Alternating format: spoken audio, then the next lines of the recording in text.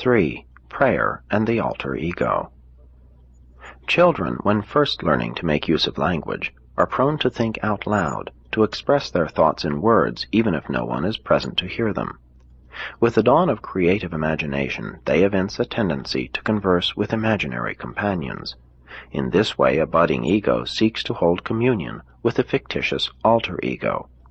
By this technique, the child early learns to convert his monologue conversations into pseudo-dialogues in which this alter ego makes replies to his verbal thinking and wish expression. Very much of an adult's thinking is mentally carried on in conversational form. The early and primitive form of prayer was much like the semi-magical recitations of the present-day Toda tribe, prayers that were not addressed to anyone in particular. But such techniques of praying tend to evolve into the dialogue type of communication by the emergence of the idea of an alter ego. In time, the alter ego concept is exalted to a superior status of divine dignity, and prayer as an agency of religion has appeared.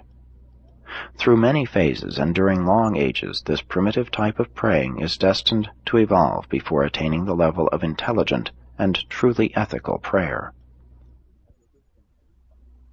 As it is conceived by successive generations of praying mortals, the alter ego evolves up through ghosts, fetishes, and spirits to polytheistic gods, and eventually to the one God, a divine being embodying the highest ideals and the loftiest aspirations of the praying ego.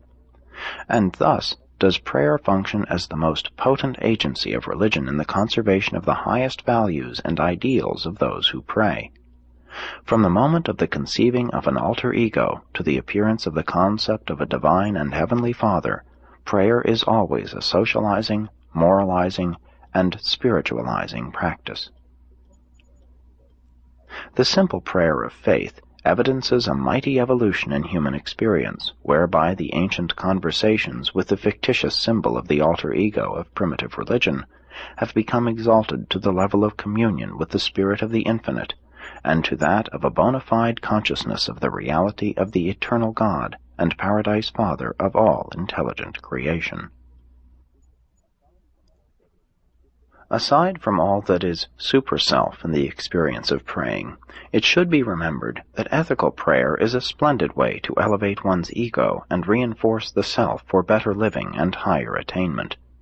Prayer induces the human ego to look both ways for help, for material aid to the subconscious reservoir of mortal experience, for inspiration and guidance to the superconscious borders of the contact of the material with the spiritual, with the mystery monitor.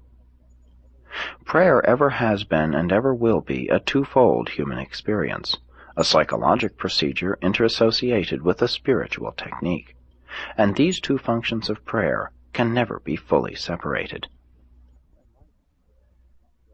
Enlightened prayer must recognize not only an external and personal God, but also an internal and impersonal divinity, the indwelling adjuster.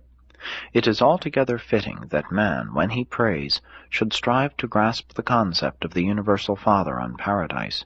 But the more effective technique, for most practical purposes, will be to revert to the concept of a nearby alter ego, just as the primitive mind was wont to do, and then to recognize that the idea of this alter ego has evolved from a mere fiction to the truth of God's indwelling mortal man in the factual presence of the adjuster, so that man can talk face to face, as it were, with a real and genuine and divine alter ego that indwells him and is the very presence and essence of the living God, the Universal Father.